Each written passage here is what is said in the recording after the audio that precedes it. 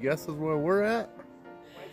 We're in the woods. We're in the woods, sitting on a picnic table. So, where else are we? We are in a little ghost town of Custer, Idaho. Today is their Custer Days. They're going to have a gunfight. All the museums are open, buildings are open. So we're going to see what we can see in this little town of Custer. And Custer's only about 1 mile from the dredge where we volunteer, so they gave us the day off so we could experience Custer Days. Woohoo! Here we go. All right. So come with us. And enjoy it without the mosquitoes, because I just had one bite my cheek. Oh no. I got bit up yesterday. Yep. I'm itchy. All right, let's see what Custer is all about. All right, come along for the ride. So this is the little town of Custer. And the road is closed.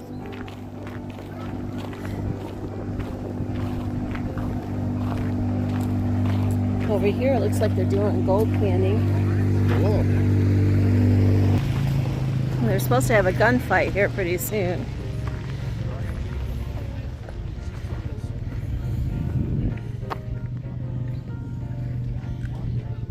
So this is the museum that we're going to go into.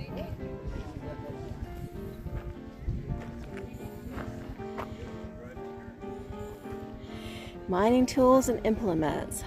So we'll explore some mining tools that they used. Yes.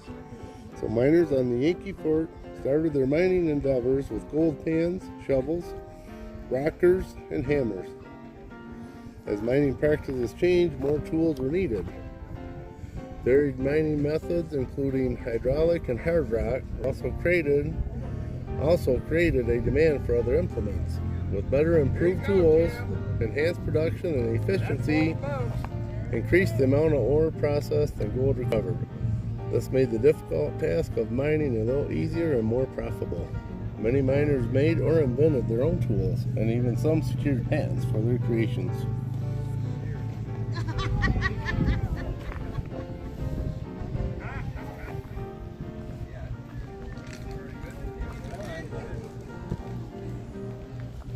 Let's go look at some tools. I wonder what kind of tool this is.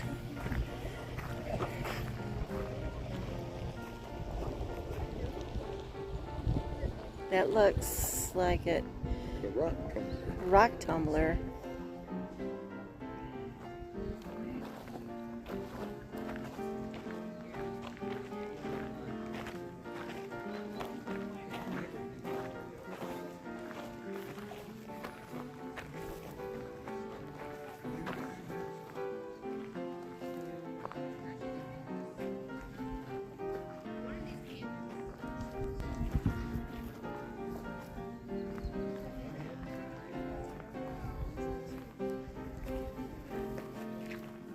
Let's go over here and see what an early snow shovel looked like.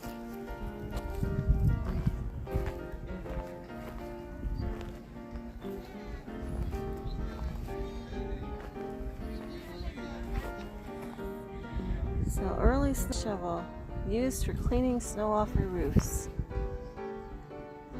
Kind of looks like there are nowadays shovels.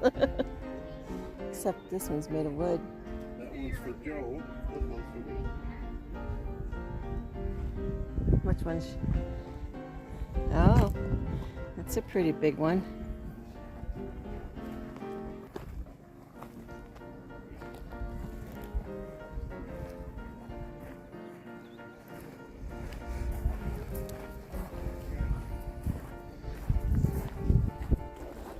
All right. Should we go into the museum or wait for the Gunfight? gunfight? I think this whole thing is the museum, like this is the school. Right. Should we wait for the gunfight? Yeah, I'd say so. Alright, we're gonna go wait for the gunfight, then we'll come back.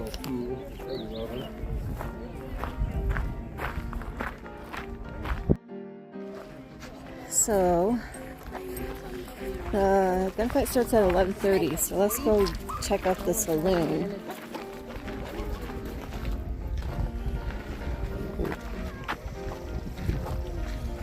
After hard days of work, many townspeople sought rest, refreshment, and entertainment. There is no shortage of drinking establishments in Custer, and at times no shortage of customers. At least 5 saloons were in operation at one time. The Empire Saloon was originally near the General Custer mine, but was later moved to this location and converted into a home. For a period of time, Dr. Charles Kirtley maintained his office and drugstore in the front while his family lived in the back 2 rooms. Cool.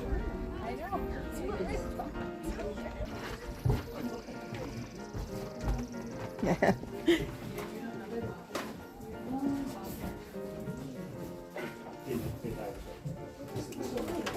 This is the gift shop.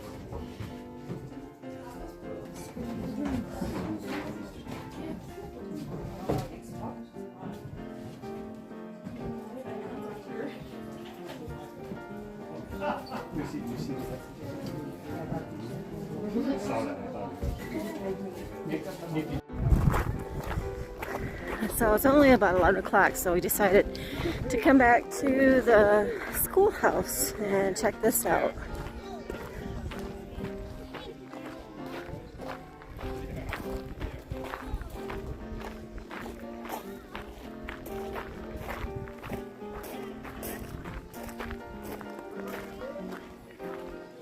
This note was found more than 80 years after it was written beneath the school during the restoration process in 1990. Children attended a school located between Custer and Bonanza prior to this one. Attendance numbers varied, reaching upwards to 40 students. School was in season 3 to 6 months out of the year.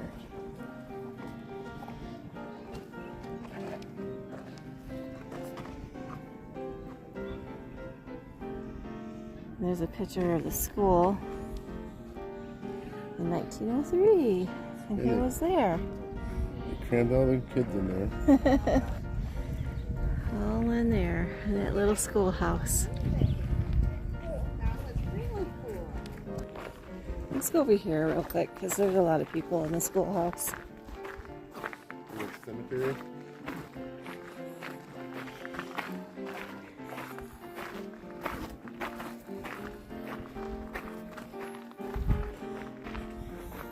Family tragedy.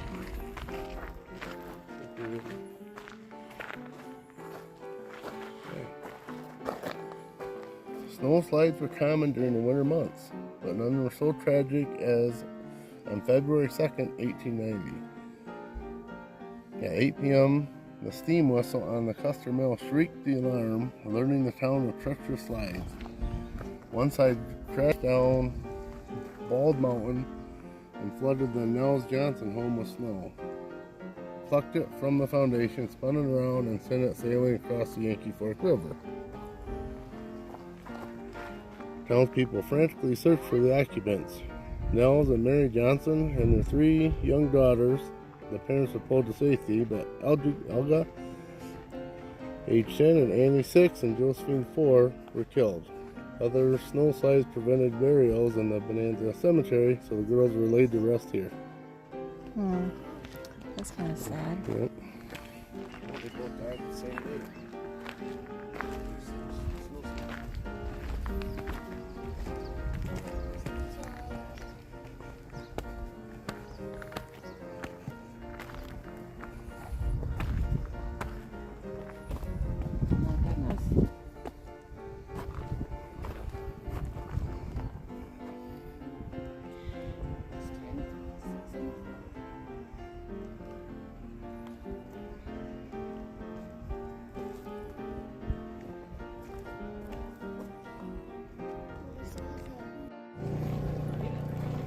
Where are they going? They're going somewhere.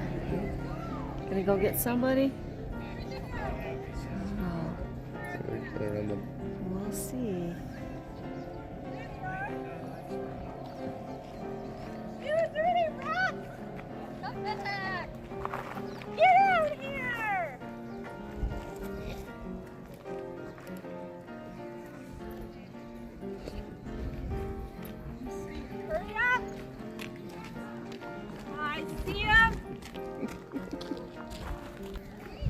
You're always there. Power.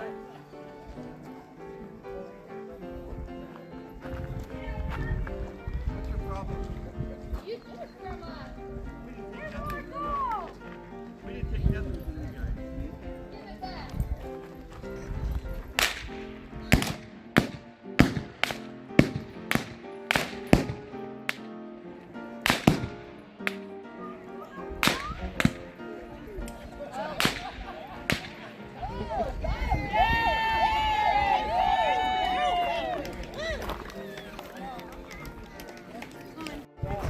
Okay, that was a gunfight.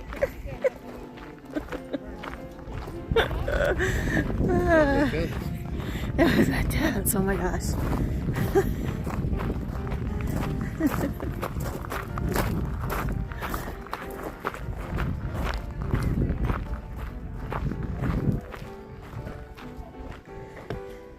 All right, let's go check out the schoolhouse.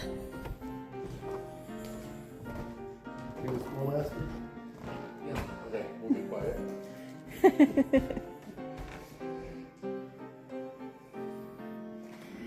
Look at the first powered hand washing machine.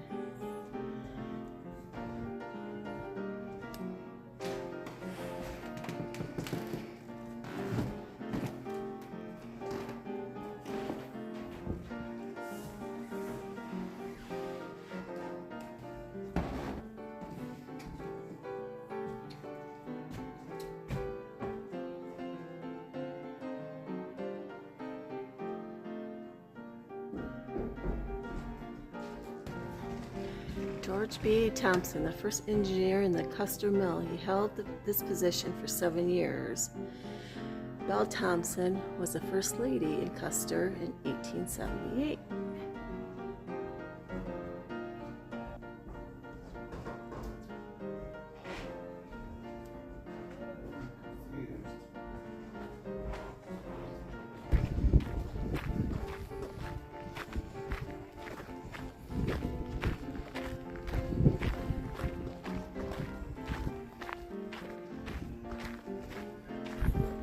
This is a miner's cabin. Miners lived a very simple life with few added comforts. Some made lanterns from lard cans, wire and candles that they used as they traveled to and from work. A miner's day began early and ended late. Former Custer residents remember seeing the long trail of light illuminating the darkness as miners traveled between the town and the mines on top of the mountain.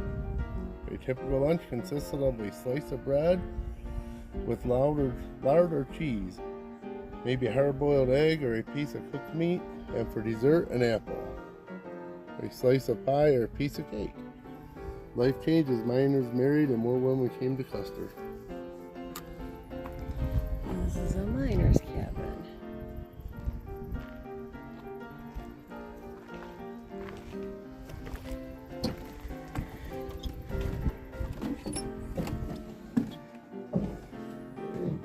Pretty cool. I would live in a cabin like this. Yeah. This is huge. And they have filled with other coffee. And your beds. That one looks like it's falling apart. The wood stove is too big for the place. Yeah, I bet you that heated it up really fast.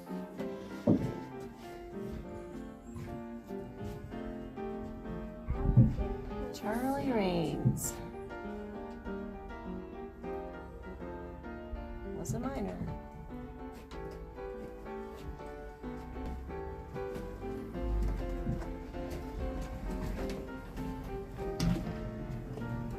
Oh, look at this loose box.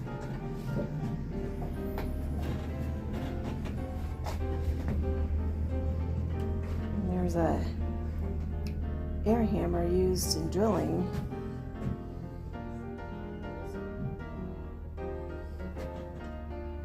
I think that wheel's seen some better days. Oh, it's a wheel? That's pretty cool.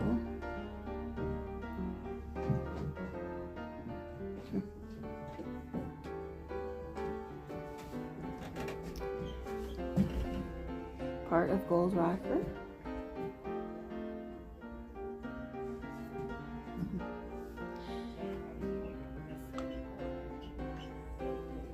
Making it rich, striking it rich in the Yankee Fork. People came into this valley in search of gold.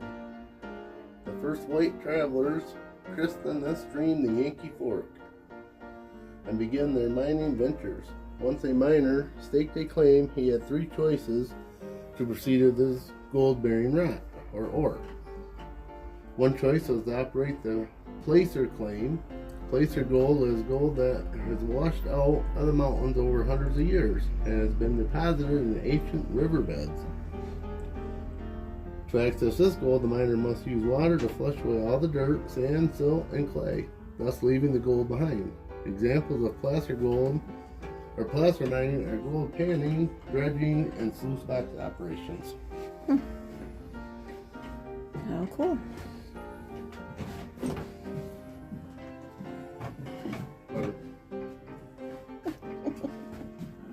Well, this has the second choice a miner could make was hydraulic mining. Water would be sprayed out of nozzles against the hillside.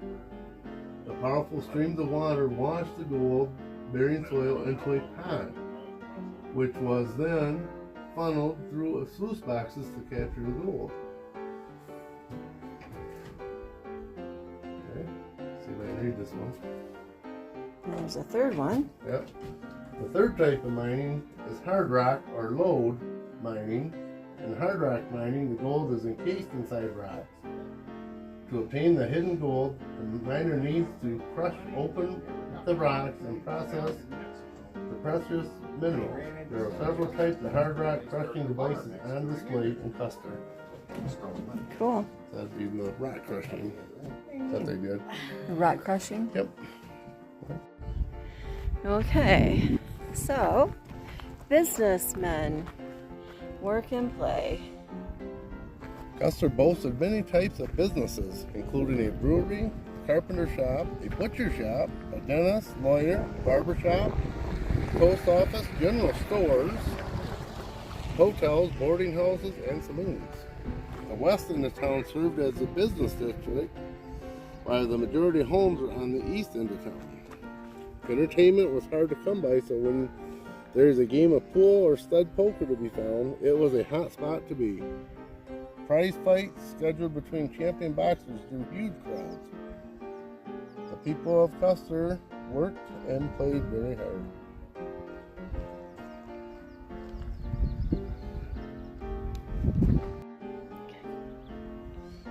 Ooh, the Thompson Store.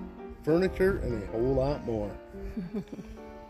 Belle came to Custer in 1879 as the new bride of George Thompson. They lived in a two-room log house behind their furniture and upholstery store that was connected by a walkway to the upper story of the family business. Belle lived in Custer more than 6 months before she saw another woman. One day she looked out the street, and there in the door of a cabin across the street stood Miss Pete Johnson. She called Mr. Thompson and said, "Oh, George, there's a woman. Go bring her over." He did, and both women looked at each other and cried for joy. And I'm assuming that you can see like foundations of houses left here, or some of the houses that were left. All right, let's go to the next sign. This would have been all the town stretched all the way down here. Yeah, there's a huge town. Only some buildings remain.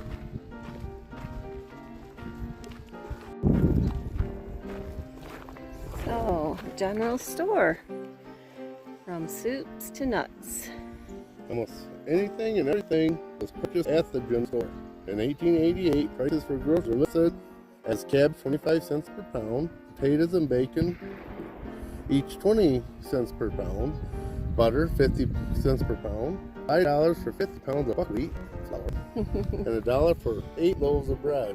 Eggs were scarce during this time and were $16 a dozen. Wow, $16 a dozen? In comparison, a suit of clothes cost $4.50. And we were kind of about $3 a dozen? Yeah. Or $6 a dozen? $6 there for a while.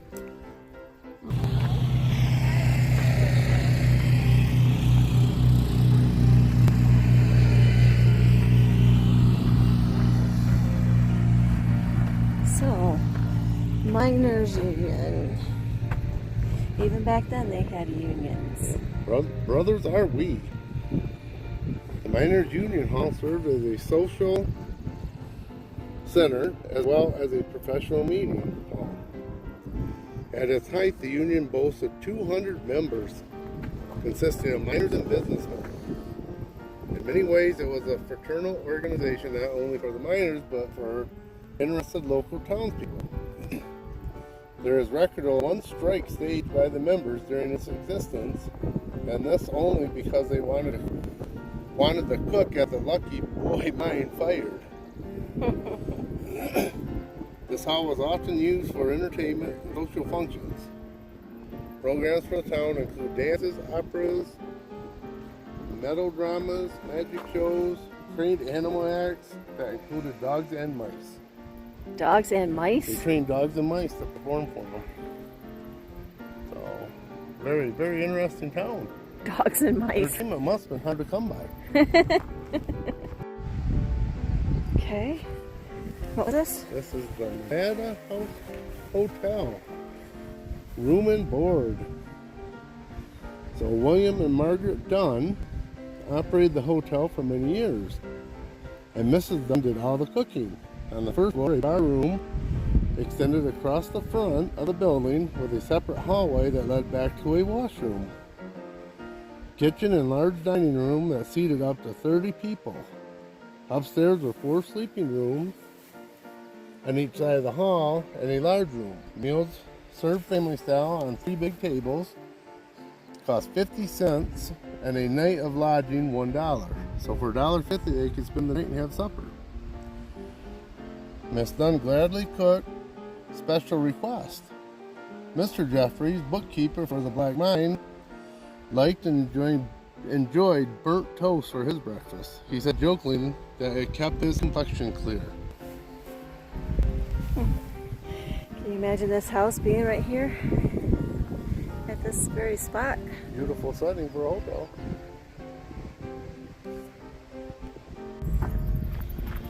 Alright, we're going to take the trail this way.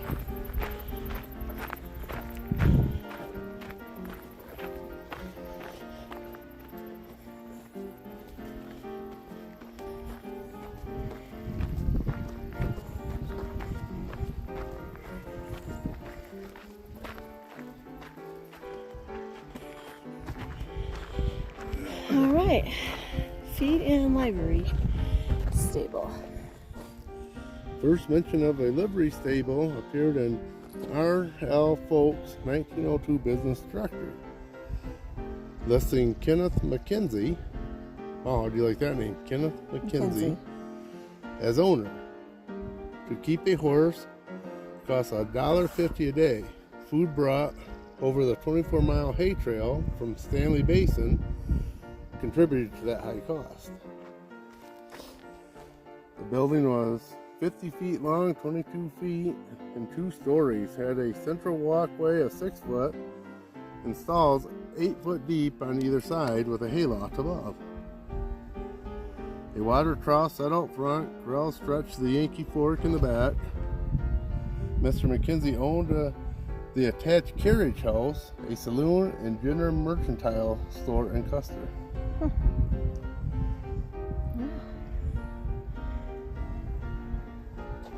Can you imagine? I wish these old houses and buildings were still here. Yeah, that'd be so cool.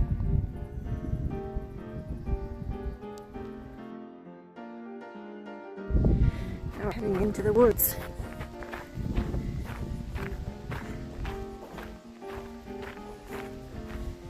This must be a cemetery of some sort. There's no sign. I don't see any sign. But I see a cross. Yeah, someone is buried here.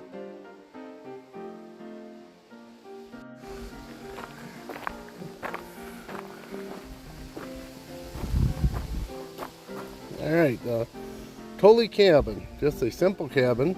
This was one of the smaller homes in Custer and was built using prefabricated panels for walls. It housed a small family and many of bachelor miners. One such miner was Francis Tully, who played his fiddle for many dances in and around Custer. Nearby in another cabin was a house of ill fame. These ladies had a hard life, but generally lent a hand and took care of many sick and injured people. They often saved small treats for the children and had their worn-out dresses were remodeled into fancy hand-me-downs. Louise Mativi was known for expertise as a seamstress and remade many of the dresses. Her family was not rich by any means, but they were all well dressed.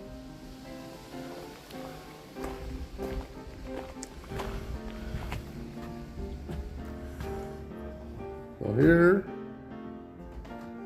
is a small cabin.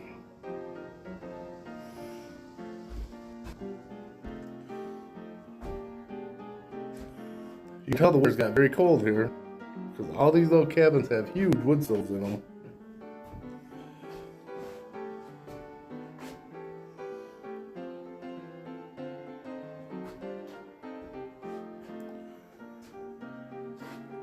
And I had some fancy wallpaper in today.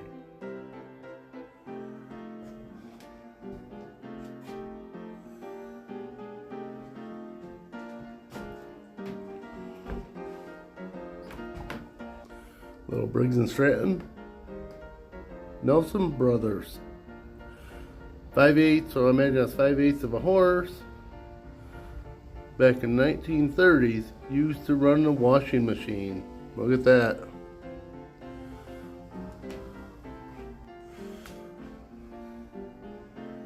That's so cool right there.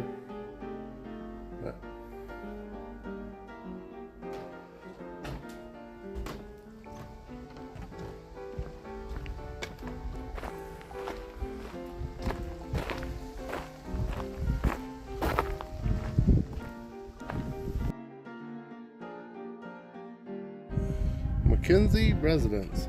This was Custer's finest. This house, built in the 1880s, eventually became home of the McKenzie family.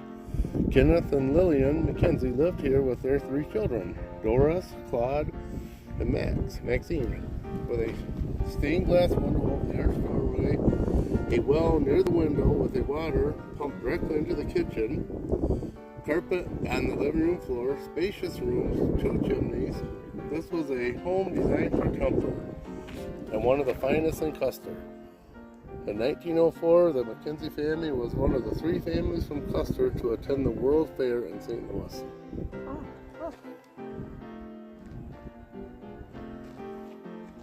McKenzie home.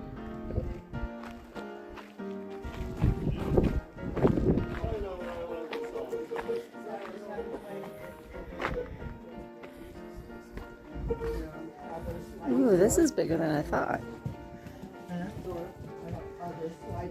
This is cool. This is bigger than I thought. Yeah. So I was reading up there that this lady repurposed dresses and made them into fancy. Said they always look like they're a fancy dress. Oh, nice. You even have a toilet in your own bedroom. And they said they took care of a lot of sick people and stuff here too. They took care of a lot of sick people? Yeah. I'm attempting to. No, I can hold it. Yes, we will see at the end of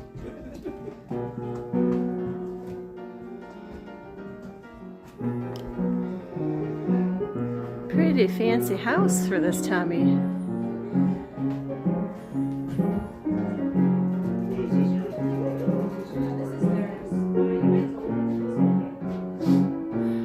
That must have been where the stained glass was.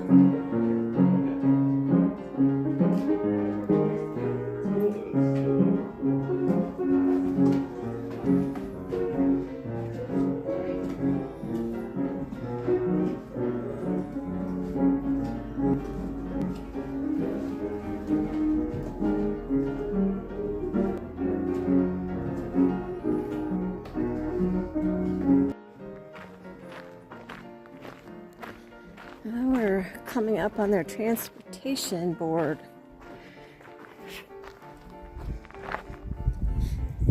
From horses to horsepower. Over the years, many different modes of transportation shipped supplies and transported people and ore. From the 1870s through the early 1900s, a shift occurred from the reliance on oxen, horses, and mules to power generated by the development of the internal combustion engine. Trucks and automobiles gradually replaced pack trains, ore wagons, stagecoaches. This building is a CCC vintage ice house. In the town of Custer, ice houses and root cellars stored meats, vegetables, and other perishables. Ice was harvested during the winter months, covered and layered with sawdust, and stored for use during summer months. So this is Ice House. This is an ice house.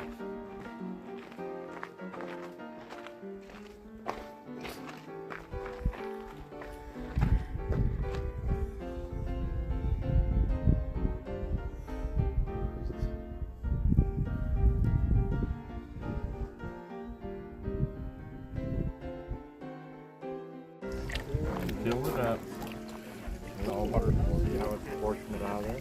Let water do your work. Right here. When it's down, there's not much in it. Take it, band it around really. What do you got there? I got gold. There. Oh, there it is in the pan. You got gold the first time.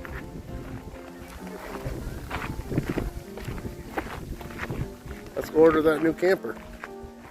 Yeah. Now the gold you found. Prospector's tent.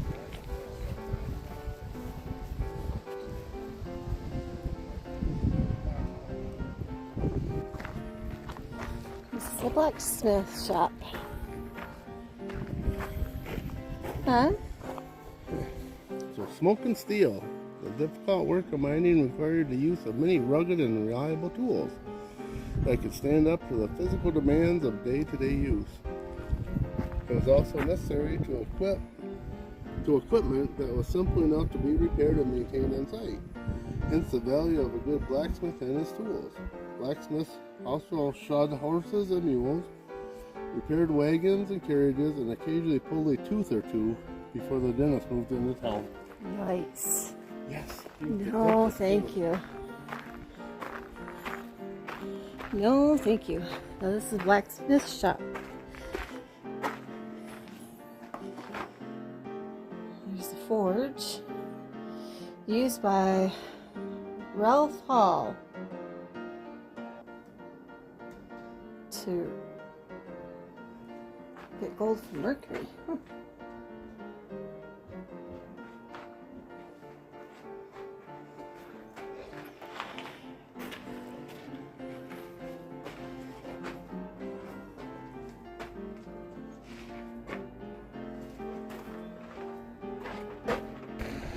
See what this is. Arrastra.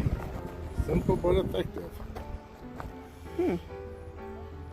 So, crushing ore played a major part in the gold refining process. Different types of crushing methods were employed and changed with the times. Arrastradas used a circular floor of tightly laid blocks of stone as a grinding surface. Ore was spread thinly across the surface, then finally ground into a heavy dragstone, usually animal powered. Gold could then be recovered from the ground ore by adding mercury and creating an amalgam mixture. Heat was used to separate the mercury from the gold in the resorting process. And I don't say it here, but at 700 degrees, the mercury turned to vapor and the gold and silver stayed. Interesting. How do you know that? Oh, how did I know that? Because we volunteer at the Yankee Fork Gold Dredge. And I learned that. All right.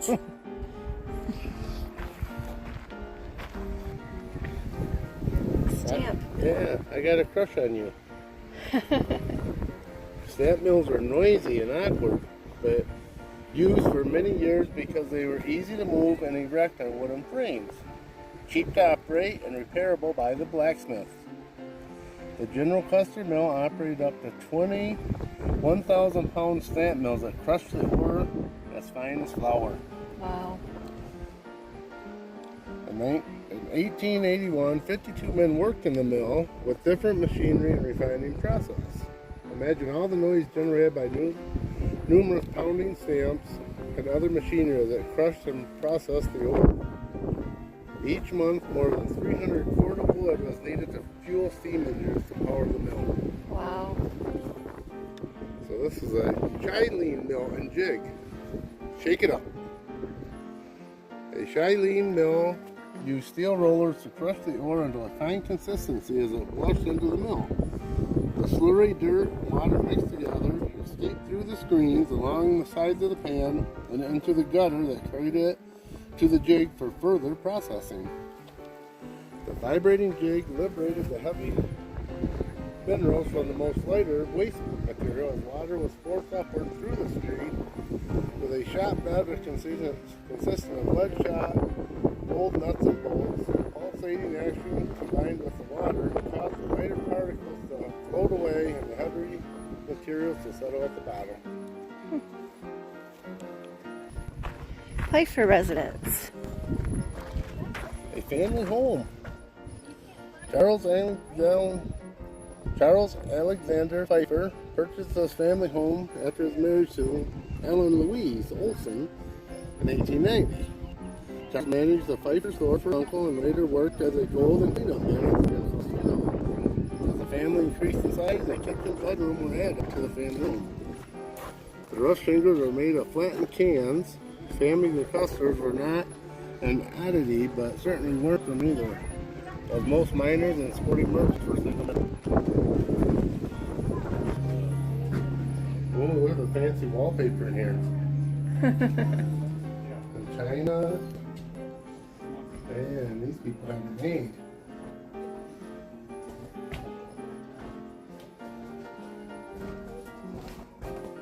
Every one, you gotta read the old newspapers. Yeah. You see a date on the old newspapers?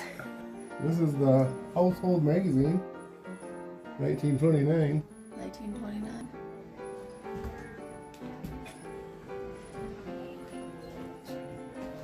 Ooh, there's the bathroom. They had a bathroom in here? Man, they're right up with the dredge then, weren't they? Bathtub. There's a stove there over there to heat your water up with. Okay. This must be the kitchen area.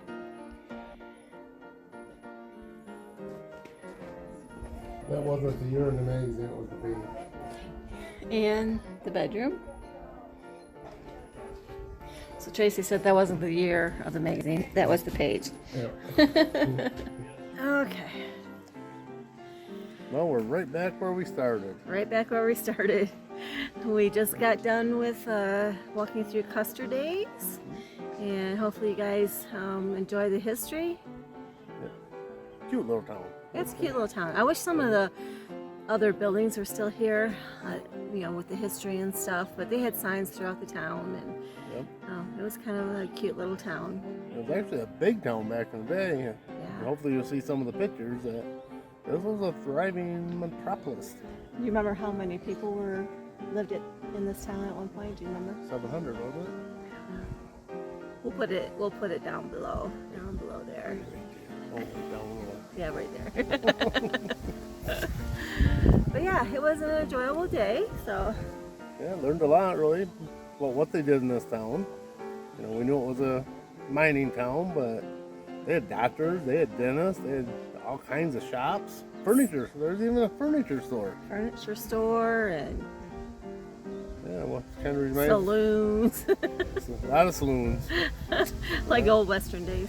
Yep. That reminds me of one old town we'd seen. It had a car dealer. I didn't see a car dealer here, but they had everything else. Yeah. What would they say? The blacksmith I never knew pulled teeth because he of course had the tools. Yeah, the dentist wasn't in town. The blacksmith was pulling your teeth. Yep. Imagine that. No. So thanks for coming with us, guys. We appreciate it. So just a little bit of history of Idaho, Custer Town, or the Custer City? Custer. Well, the town of Custer. The town of Custer. So hopefully you hear us. It's getting, the wind's starting to pick up. So thanks for coming, guys. Yep. Peace. Peace. All right. We just started out here a couple hours ago. A couple hours ago. In the woods? And look at our lips. They're not matching. Why does this do this? I don't know.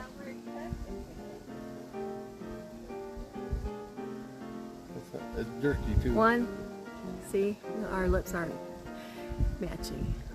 They are not, are they? I hate that. What the heck?